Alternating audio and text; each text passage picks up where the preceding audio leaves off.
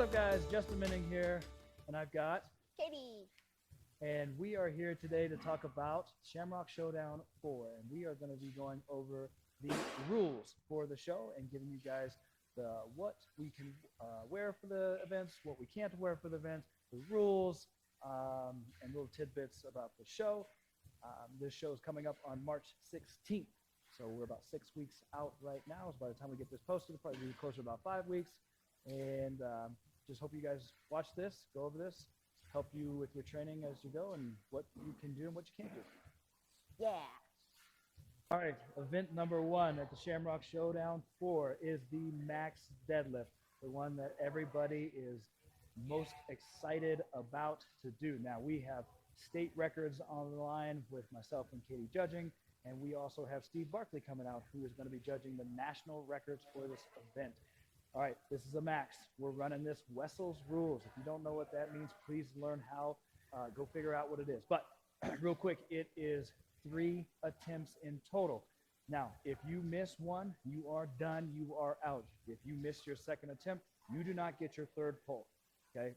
With Wessel's rule, let's say 2 people pull 600 pounds. If the person pulls 600 pounds on their first attempt and they get it, there's a person who pulls 600 pounds on their second attempt and gets it. The person who pulls it in an earlier attempt scores more points. Okay. For a national record to be set and held, you do have to complete the full show. You cannot just come out to do the deadlift only and then drop out of the show. So keep that in mind if you are going for a national record. All right. Like we said, Wessel's rules, basically you're setting your weight. So we will take your opening weight, your first rep at weigh-ins. So when you weigh in, we'll get your yoke heights, and we'll also take your first pull for your deadlift. So be conservative, be smart. Now you're going to have 45 seconds to complete this lift, but you honestly shouldn't need that long to do it. You're going to be able to start when you're strapped into the bar. You're going to get, judge is going to say, go ahead and go, and you're going to begin your lift. Now, the judge is looking for a good rep, and what that means is shoulders back, hip through, everything's locked, you're standing straight up and down. There are no sumo pulls on this. We are strong men, we do not pull sumo. But everything else is allowed on this one. Suits, briefs, straps, hitching, everything's good to go. Nose torque's awesome, great. You don't have to pull with straps if you don't want to, but I would suggest if it is max enough for you, go ahead and use those. All straps are allowed. Wow straps, figure eights, regular straps. No hook straps, those metal hook things like Captain Hook, none of those in here. The thumbs must be touching the bar. So you cannot fingertip deadlift. If you're using those figure eight straps, no fingertipping. Wrap your hand around the bar. Thumbs have to be in contact with the bar. Yeah. Now, when you complete the lift and you get your down call from the judge, if you drop it from the top, you will get 0, and that attempt will not account for you. So you don't have to follow it all the way back down, but control yourself. On the way down, lift it up, ride it back down, then let it go, then celebrate, okay? Don't drop from the top and become the superstar and start celebrating after that, okay? Because we're going to 0 you. Okay, so today we've got Katie, my wife, here to show you guys what we're looking for in a deadlift. I notice Katie is pulling without straps. She's using switch grip, which is totally fine if you'd like to come do this. Again, you can use straps on this lift, but conventional style deadlifting. Here are some examples of a no lift.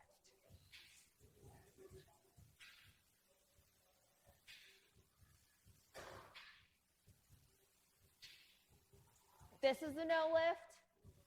No lockout. No lockout. That is a no lift. Finger tipping. I don't even know if I can finger tip.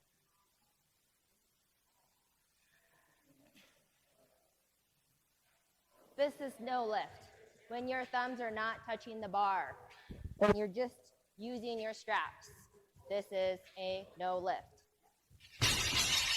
Again, don't drop the weight. Also, on the deadlift, we are not doubling up on our gear. What that means is I'm not allowing power briefs underneath your suits. You can have one or the other. You can wear a pair of warmer shorts and a suit over that, or power briefs over that. That's fine, but no doubled up. So if you're pulling with power briefs and a suit on to pull your maximal lift, if I find that out, we'll check you after any kind of pull that you make. You've zeroed that event. And you can still compete the rest of the day, but zero for your days. Okay, for event number 2, Shamrock Showdown 4, we have the keg press for reps. Equipment allowed on this event: chalk, wrist rest, elbow sleeves, knee sleeves, warmer shorts, 1 soft belt, 1 hard belt. So no gloves on the pressing of this event. Now, this is a clean and press each rep. That means this keg has to return to the floor before you go for your second rep press. You'll have 60 seconds to press this keg as many times as you can. You're going to get the start command from your judge: athlete ready, timer ready, lift. You're going to pick up the keg, roll it up, press it, viper it if you want, that's fine. You can drop the keg from overhead as long as you follow it down. So you do not have to clean it, come back down, tap it gently. You can drop it as long as you follow it down and then pick it up and press it again. So let's get some examples of that. I'm going to clean it, press it. Your judge is going to give you a down command. You're going to come down, tap, go back again, up and down, and continue that for 60 seconds. If you want to do the drop method, same thing. Going to get your start command, clean, press up. You're going to drop. Notice you carry it down. Now you have to go get it wherever that keg lands. Pick it back up. Press again. Down it comes. Okay. No tree dropping on this event. You tree drop, you'll be stopped. You'll be zeroed for this event. What do I mean by a tree drop? Pump it up, and we walk away like we're a superstar. Okay. That will not be allowed in this event. That's pretty simple. 60 seconds, max reps. That's it. All right, this is event number 3 for the Shamrock Showdown 4. We're going to be doing the yoke walk to keg carry. This is a 40-foot event, but you're going to start with the yoke, pick it up, carry it 40 feet down, run back, pick up the keg, and carry it the rest of the way down. Now, the athlete does get to start in the yoke. The judge will give them their start command: athlete ready, timer ready, go. On the go, the athlete gets to start their time, and they pick up the yoke and take off. Now, they have to run down the 40 feet. The tip of the implement, tip of the yoke, has to cross the line. Once it crosses, they can drop the yoke, turn around, come back. The keg will be set out to the side of the yoke when we're starting. Pick it up, carry it down the 40 feet. Now, you can shoulder the keg if you want. You can hold it out in front of you. You just have to pick it up, carry it, make it down 40 feet. You are not allowed to chuck the keg, okay? The keg has to land straight up and down. So if you get to the finish line and you drop your keg and it's still sideways, your time is still rolling, and you have to pick that keg up and stand it straight up and down. Cool? All right. Equipment for this event, we can use chalk, wrist wraps, elbow sleeves, knee sleeves, warmer shorts, 1 soft belt, 1 hard belt. No gloves on this event because you don't need them. And we've got Danny here today, and he's going to show an example of this event. Roll it.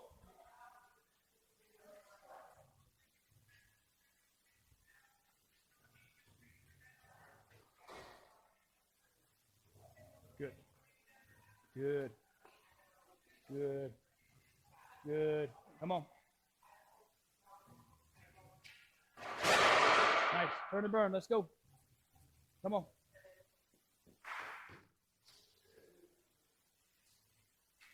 Good, good, good. Come on. Get there, get there, get there. Down. Time. Perfect. Okay, so moving on to event number 4, the Fingal's Finger. Obviously, as we have it set up here, Kim Scott is going to demonstrate that for us today. In this event, equipment allowed: chalk, wrist wraps, elbow sleeves, knee sleeves, warmer shorts, one soft belt, one hard belt, and gloves are allowed on this event because this is a big pole. We have 3 different sizes for the Fingles on this one. This will be the ladies. All the ladies will run on the shorter, smaller one. We move up to the middle-sized one for most of the men classes. That one's about 400 empty. This one's about 200 empty. And then we've got the really big pipe for the big guys and possibly the open pro middleweight men. Okay, so on this event, it's 60-second time limit, max reps. Athlete can start with the fingers touching the implement. You have on your start command, athlete will pick up the implement and then they will flip the fingers back and forth 60 seconds for as many reps as they can. The time counts and it stops when the fingers hits the tire. So if you are in mid flip, time runs out, that's a no rep. The fingers has to touch the tire before the 60 seconds runs out. Okay, so we're gonna have Kim give us an example of how to do the fingers and she'll show you how to flip them. All right, big one on this is power from the ground and speed. So it's a throw and catch just like anything else. Over. In transition, full flip. Right back on. And Kim will continue to go. The athlete will go for 60 seconds once the time runs out. She'll be done, and we'll count the reps of the flips. Event 4. All right, event number 5 at the Shamrock Showdown. This is the last event of the day. This is going to be the keg over bar. Now you're going to have 60 seconds to pick up a keg and load it over the bar as many times as you can within the time limit.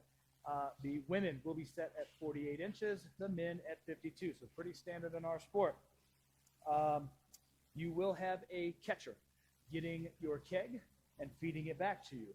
Now, caution to the wise here, if you chuck that keg at your catcher, my catchers will get out of the way to ensure their safety first, okay? They're not gonna try to catch your keg and get knocked over. If you're chucking it at them, they're gonna step out of the way and you're gonna have to go get your own keg and get it back and pull it. You're just gonna waste your time. So have a little bit of control with what you're doing and how you're sending it over. Be smart with that. Now, the athlete will start with the hands on the cross member of the yoke. So we're gonna say athlete ready, timer ready. Athlete will still be sitting up there like this. Once you say go, then we get to go and start loading the keg for as many reps as we can. Equipment for this event will be chalk, elbow sleeves, knee sleeves, warmer shorts, one soft belt, one hard belt.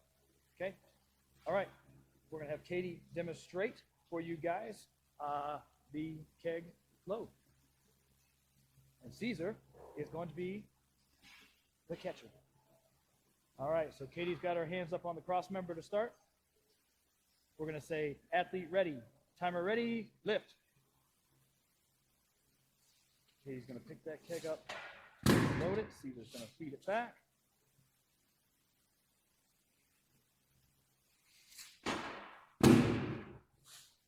And they're going to continue to do this for the 60-second time limit that they have. Once your time is done, it is ended. Now for your rep to count, when we get down to the end of the time, that keg has to hit the ground before the time limit expires. So if you're at 60 seconds and you're up here and you're on the cross member and you've loaded it over, but it hasn't hit the ground yet, that's a no rep. So if you grab the crossbar and you chest bump the keg over, that is also considered a no rep. You didn't, but we'll cut that and we'll try it again. You don't know how to cheat. There you go. There it is. That is considered a no rep for the event. And that's it.